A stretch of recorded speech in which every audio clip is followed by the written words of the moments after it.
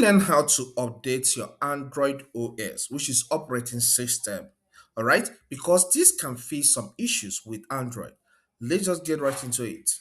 First is to swipe up on the screen of your Android and get to the settings. All right, look at settings here. In some files, you may need to push towards your right or the left to get to the settings. It's one of the major apps that comes pre-installed on every Android. So let me tap on mine. As the settings page opens, scroll down on the phone. Then you can see the system option. I will tap on it. So once you get to the system settings page, the next step is to tap on system update. On tapping on system update, you will see the version of Android you're using. You can see SOS based on Android, all right, version 13.0.0.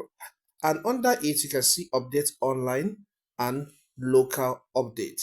So I would like to go with update online. So let me tap on that.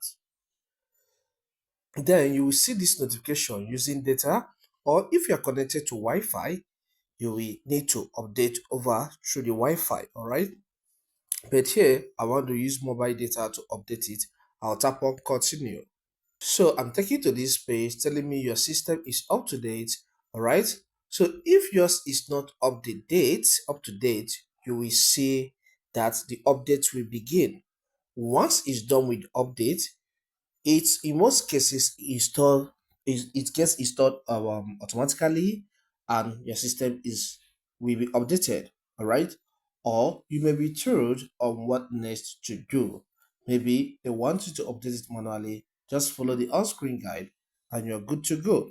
But note, in some cases, your Android may need to restart for the update to be fully integrated. If this helps, consider subscribing. Here we cover a lot on information technology. So subscribe to learn more. Leave a comment in the comment section and hit the like button. Thank you and see you some other time.